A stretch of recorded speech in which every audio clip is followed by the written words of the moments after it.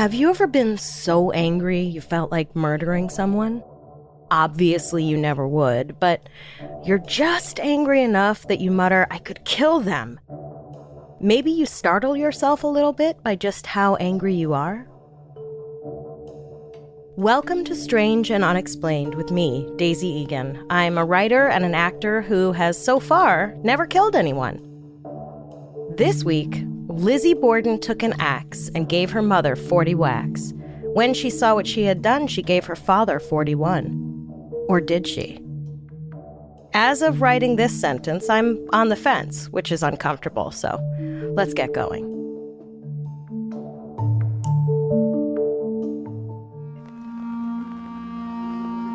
On the evening of August 4th, 1892, the Fall River Herald in Massachusetts ran this story on their front page. Shocking crime. A venerable citizen and his aged wife hacked to pieces in their home.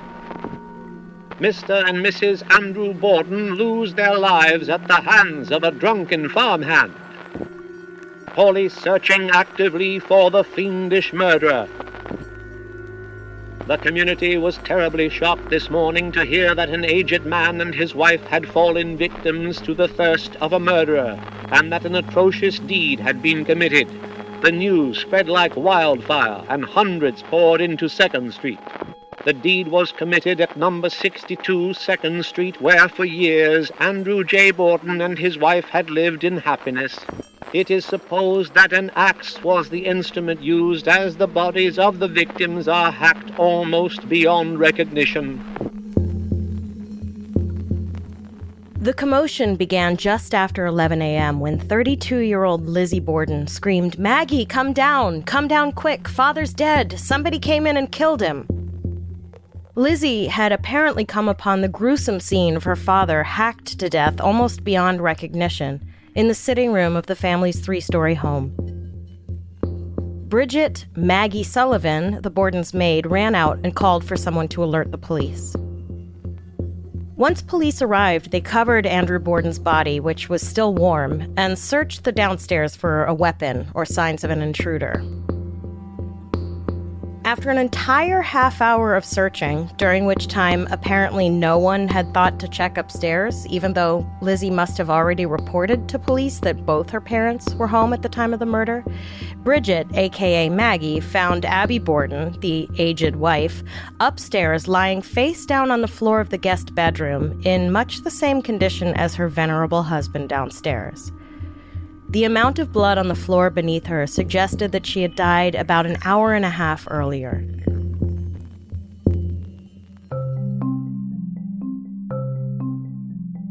Now, if it strikes you as defying common sense that members of the household were left free to wander around a crime scene where it hadn't occurred to anyone to check upstairs, despite the conspicuous absence of the first victim's wife downstairs, you'd be correct. Unfortunately, there was a lot to police work back in the old days that defied common sense. For example, crime scene photos weren't always thought to be needed because it was believed that the last thing the victim saw was burned into their eyeballs. Never mind that in the 200 or so years that this was the prevailing theory, no one had figured out how to retrieve the burned images in the victim's eyes. I suppose they just had jars and jars of eyeballs in the fridge at the police station just waiting for someone to figure out how to get the images out of them. Finally, HR puts up a note that says, "Fridge will be cleaned every Friday. If you do not put your name on your food or your jars of eyeballs, they will be tossed." Anyway, according to the Spooky Stuff website, even if they had figured out how to print the tiny Polaroids in our eyeballs, it wouldn't have mattered in Andrew Borden's case because, quote, one of his eyeballs was cut in half, which meant he was sleeping at the time of his murder. And if you want me to explain how one could possibly know someone was sleeping because their eyeball was cut in half, I'm afraid to say that I cannot because it makes absolutely no sense to me. I suppose one could argue that it would be hard to hit someone in the face with an axe when that someone's eyes are wide open and they see you coming. They might, at the very least, have put their hands up in defense. Probably the more accurate assessment would be one of his eyeballs was cut in half, which means possibly his eyes were closed when he was struck. As for Abby Borden, the aged wife, whose name, by the way, is never mentioned in the Fall River Herald article, her father's name is mentioned, but hers? Unimportant. It looks like she was struck from behind, so her eyeball photograph would have been useless. So, having found nothing, including the other murder victim until the maid happened upon her and was like, guys, you better come upstairs, the police decided the correct thing to do was declare that the murderer was a drunk Portuguese farmhand who had been by the Borden's home earlier in the morning looking to get paid for his work. This was the drunken farmhand mentioned in the Fall River Herald's headline that night. Could you imagine police spreading false information today? Dramatic pause. Anyway.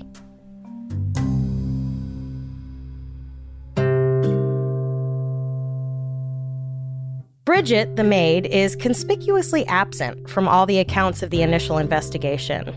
She claimed to have been either outside washing windows or resting in her room when Lizzie discovered her father's body in the sitting room, depending on which account you read. Regardless, no one seemed particularly interested in or curious about the maid, who was, by Lizzie's account at least, the only one in the house at the time of Andrew Borden's murder. 2 days later, police returned to the Borden house to do another search and found a hatchet head in the basement. Despite its being completely free of blood and missing most of its handle, police were like, "We have found the murder weapon! Huzzah for us!" Never mind that the Bordens had a small farm and a hatchet is a pretty common farm tool.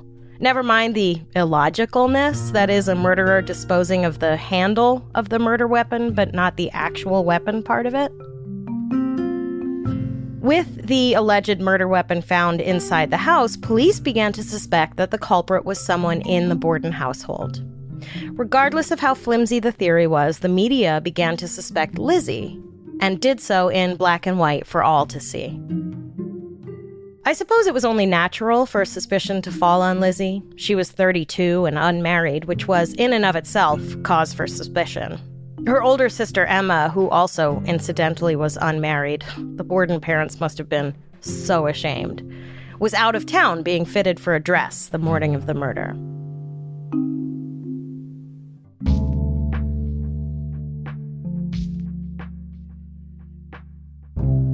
Aside from her failure to marry, however, there wasn't much that would initially point to Lizzie as the culprit. By all accounts, Lizzie Borden was mild-mannered and even-tempered. According to a young adult true crime novel called The Borden Murders, Lizzie grew up to become a cultured, reasonably well-educated woman, active in her church and community's charitable works. She had a weakness for orange sherbet, a noticeable fondness for pansies. Same girl, same. Oh wait, I think they're talking about the flower? And a fine hand at needlework. She taught a Sunday school for Chinese immigrants and served as secretary of the local Fruit and Flower Mission and treasurer of the local Young Women's Christian Temperance Union. If not considered beautiful, she was certainly not repulsive. Same girl. Same. However well-behaved and kind and not repulsive Lizzie had proven herself to be, the Boston Daily Globe ran a piece that claimed Lizzie and Abby Borden, who was actually Lizzie's stepmother, had never gotten along and had stopped speaking to one another for a considerable time. Of course, plenty of people don't get along with their step-parents. It doesn't mean they want to murder them. However, at this time, a local drugstore clerk told the police that Lizzie was in his shop the day before the murders, trying to buy prussic acid, which is basically cyanide. And I've mentioned before on this podcast that in the olden days, many households kept extremely dangerous and deadly poisons just lying around willy-nilly. In small doses, some poisons could be used for pain management or household cleaning. But prussic acid isn't really something one might need on hand. I would elaborate on its uses, but it's boring and who cares? It wasn't really necessary in most day-to-day chores. Lizzie claimed to have needed the acid in order to clean a sealskin cape, which seems like overkill, like cleaning a blanket with chloroform. Whatever the reason, admittedly, trying to purchase deadly poison the day before her parents were murdered isn't a great look for Lizzie. Add to that, members of the Borden household had taken ill in the days before the murders, with symptoms that could be linked to intentional poisoning. It was suspected that the perpetrator used the milk bottles, which were delivered to the house in the morning and left on the porch. There would have been ample opportunity for someone in the household to poison the milk. Though, it could have just been a bad batch of milk.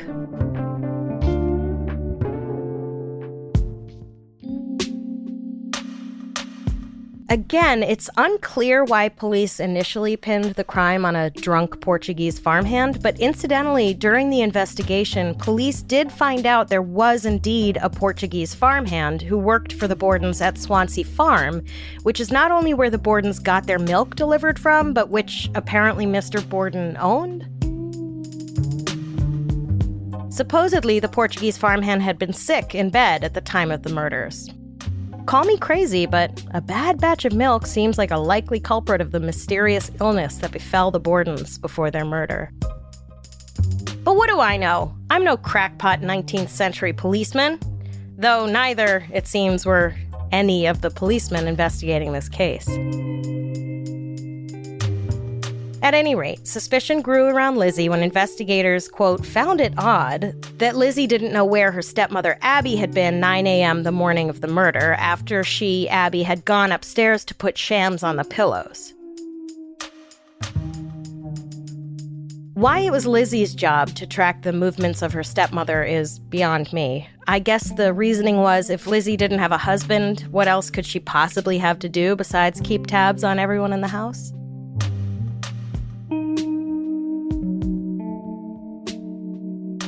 Investigators also didn't like Lizzie's alibi during what they said was the 15 minutes in which her father, Andrew, was murdered. Now, how they narrowed his murder down to a 15-minute window is anybody's guess, but Lizzie claimed that she had been in the barn hayloft looking for sinkers for an upcoming fishing trip and eating pears. And this is wholly unimportant, but just so your mind isn't snagged on what the hell a sinker is, it's a little Pac-Man-shaped iron ball that you pinch onto your fishing line so it sinks rather than floats. This alibi is fishy. That one's gonna get me a Pulitzer, folks. Look, keep house however you want, like my apartment is a disorganized disaster, but what the hell are fishing irons doing scattered around the hayloft? The hayloft? The hayloft apparently was completely undisturbed when inspected by police, with no footprints in the dust or any sign that anyone had been up there. But maybe Lizzie had been in the barn, just maybe not in the hayloft? If she was, I don't think she was looking for lead sinkers. What if Lizzie was in the barn doing something salacious and forbidden? Don't worry, I'll get to that.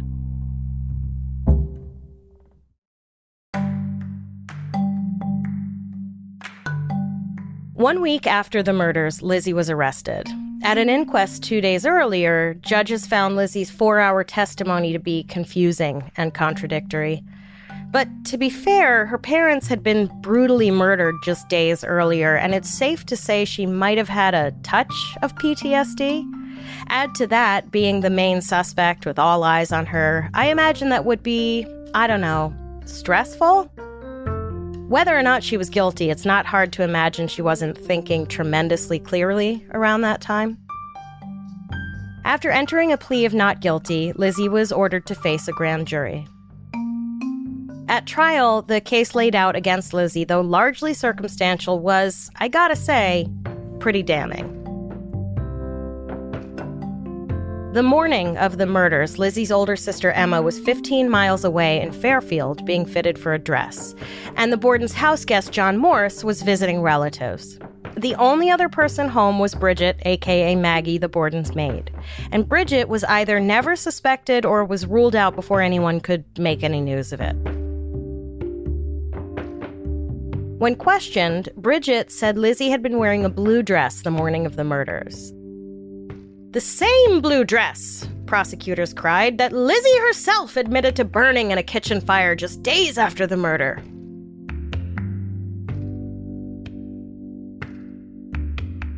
Lizzie claimed she burned the dress because it was stained with paint. Again, this seems like overkill. Like, just toss the dress in the trash, girl. It's fine. There's no need to burn it, unless you're hiding something. Needless to say, if Lizzie had indeed killed her parents in that dress, it would have been covered in blood. Unless she hacked them to death in the nude, which, believe it or not, was floated as an actual possibility. Allow me, if you will, to debunk the shit out of this one.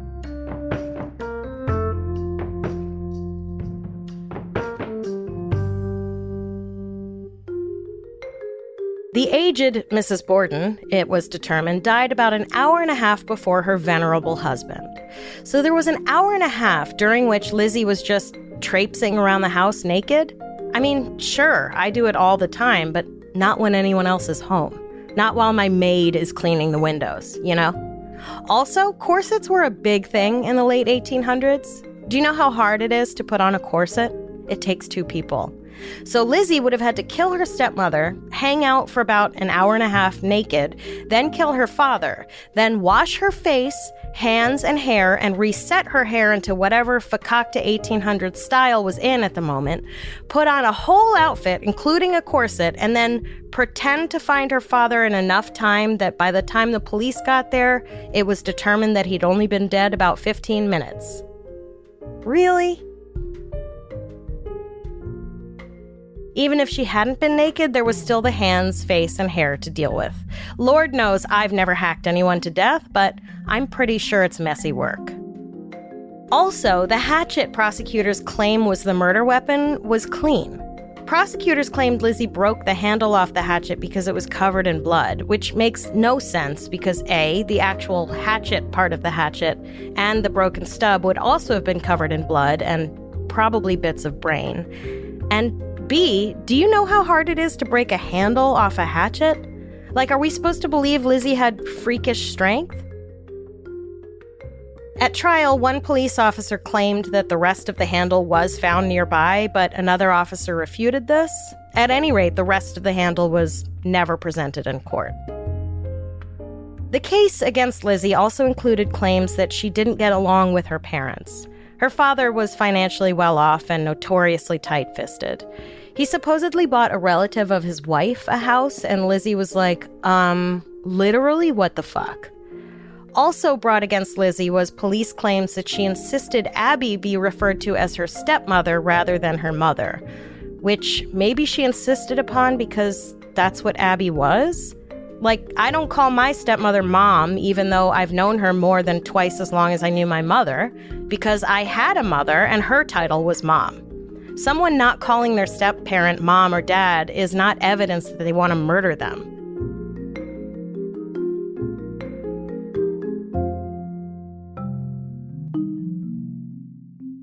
There have been claims over the years of abuse, including incest, but it's impossible to say one way or the other if any of this is true.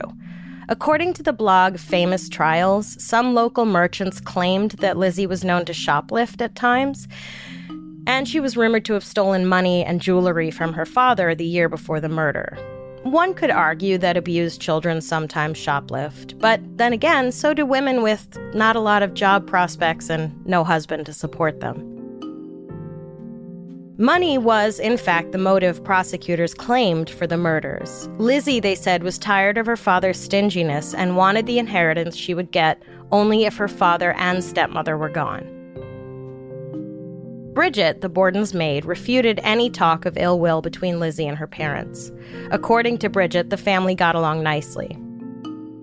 Of all the circumstantial evidence presented against Lizzie Borden at trial, one seemingly crucial piece was rather amazingly left out.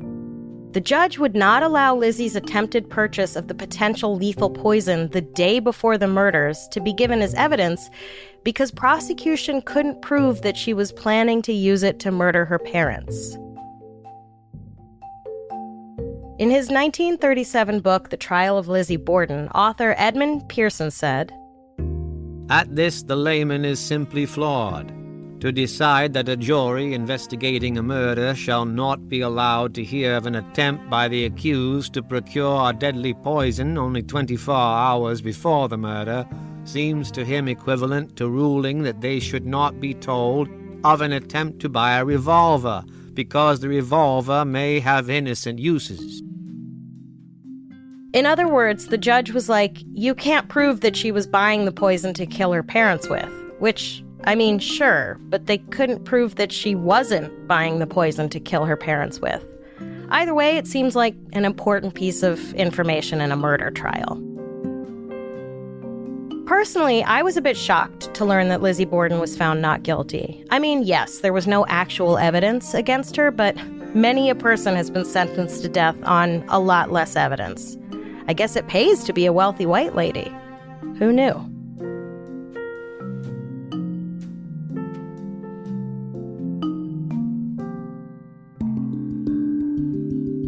The New York Times ran a piece praising the not guilty verdict that called the Fall River police, quote, "the usual inept and stupid and muddle-headed sort that such towns manage to get for themselves," end quote. Wow, New York Times. Who hurt you? Lizzie lived another 35 years, choosing remarkably to stay in Fall River. I moved away from New York City nearly 20 years ago because I thought maybe some people didn't like me. Could you imagine living 35 years in a town of fewer than 100,000 people who may or may not think you hacked your parents to death? Not only that, but she bought a house on a high hill, which meant everyone could see it and be reminded of her at all times. I mean, the Constitution on this lady. The famous nursery rhyme about Lizzie whacking her parents with an axe was written while Lizzie was alive. Lizzie Borden took an axe. I wonder if children ever taunted her on the street with it. And if they did, if she was like, actually, my stepmother got about 18 whacks and my dad got like 11. So check your facts, assholes.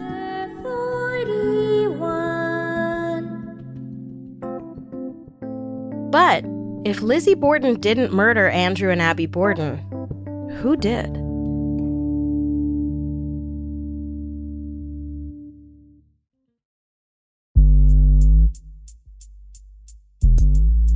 So, who killed the Bordens? Well, there's the other Borden child, Emma, who stood to gain as much financially as her sister.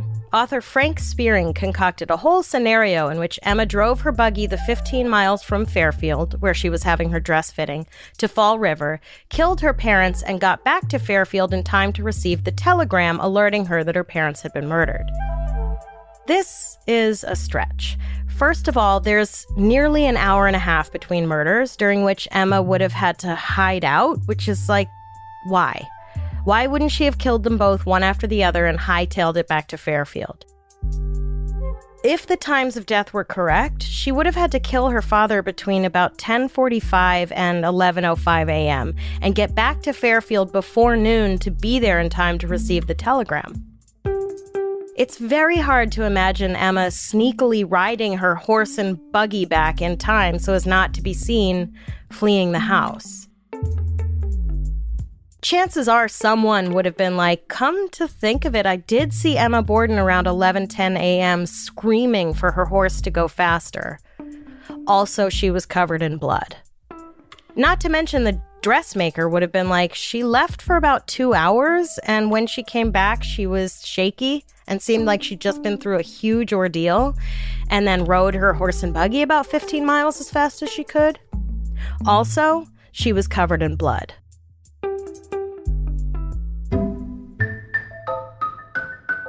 Then there's John Morse, the house guest, who also, incidentally, was Lizzie's biological mother's brother. John's alibi was that he'd left the residence at 8:45 a.m. and went to the post office to send a postcard, after which he dropped in on some relatives who were in town from Minnesota. According to John and the people he was visiting, they hung out until around 11:30 a.m. John then took a bus back to the Borden house, entering through the back so he could pick some pears on the way, and was greeted by Bridget and a neighbor named Sawyer, who apparently said, "Did you know Mr. and Mrs. Borden had been murdered?" And not that this is important at all, but there were no police at the front of the house to tip John off that something had happened. He apparently arrived back around noon. Had the police already left by then? He really didn't notice a murder investigation going on the first floor? And then this random guy is just casually like, "Sup, the Bordens are dead." The 1800s were weird, man. But Rich Little and Beverly Falstad, in their book Cold Case to Case Closed, believe there are holes and inconsistencies in John's story. They believe he left his visit with his relatives an entire hour earlier than he first claimed, giving him ample time to kill Mr. Borden, whom they think he killed because of an argument they'd had the night before about something financial. It turns out when you have a lot of money, people regularly want to kill you. That's why I always make sure I have none. I don't know why in this scenario he would have killed Mrs. Borden an hour and a half before killing Mr. Borden, but there you have it. Or, Little and Falstad theorize, it's possible John Morse had to kill Mr. Borden because he had already killed Mrs. Borden. Why did he kill Mrs. Borden? I don't know. People said sometimes she could be caustic, and it's possible she and John had words with each other, and John, who, by the way, was a butcher and always carried a cleaver with him, kind of snapped and hacked her to bits. Those must have been some words.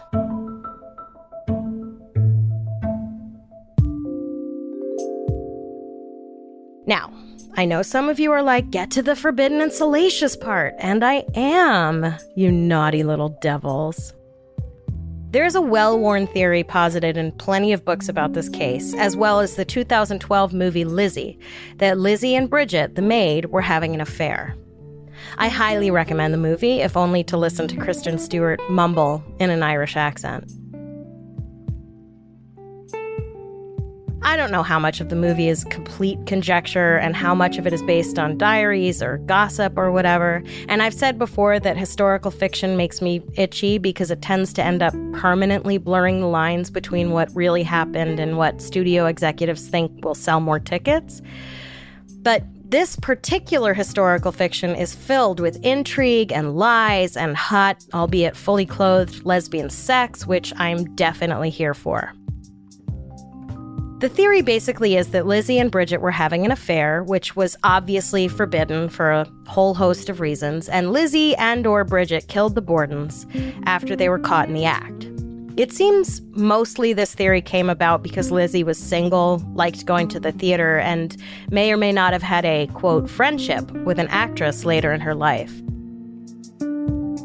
So, obviously she was a lesbian. Ergo, she was having an affair with the maid and killed her parents over it. I mean, okay. But what if Lizzie, her sister Emma, and Bridget were all in on it and paid someone to do the job? Don't ask me how the murderer got out of the house or through town covered in blood. Maybe they hosed off in the back before the police got there. Maybe they wore some kind of covering they could stuff in a bag and simply walk through town with. Let's not get bogged down in the details. This is my very own theory, and I'm standing behind it. Tell your friends.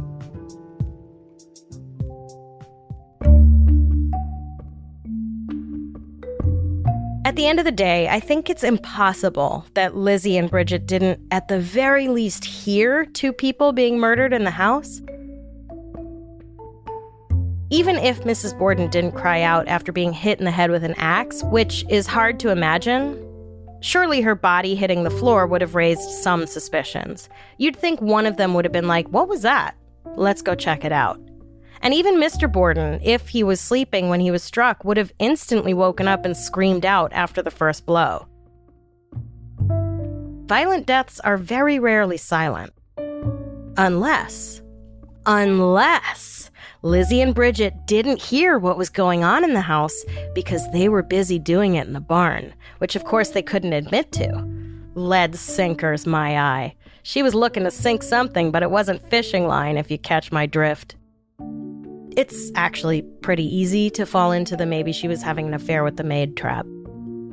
And then, of course, as with any mystery, there's the theory about aliens. Just kidding. No one has figured out how to blame this one on aliens. Unless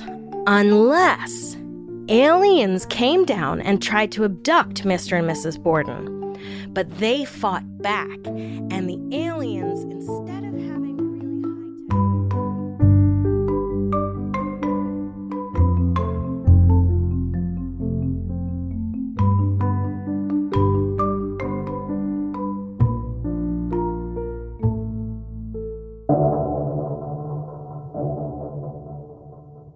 Next time on Strange and Unexplained with Daisy Egan. Have you ever had that dream where you find hidden rooms in your apartment? Well, what if that dream came true and you found a whole secret room you didn't know existed? We have a lot of fascinating and bizarre stories to share with you this season, but we want to hear your episode suggestions as well.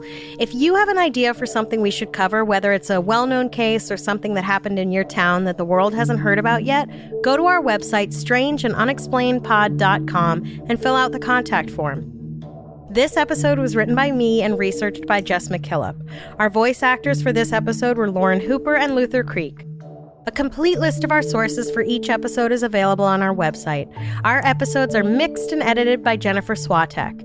If you like our show, please help us out by rating and reviewing us on Apple Podcasts. It really helps. And follow us on Instagram and Twitter. We are at SNUPod. And check out the Strange and Unexplained with Daisy Egan Facebook group to join in the conversation.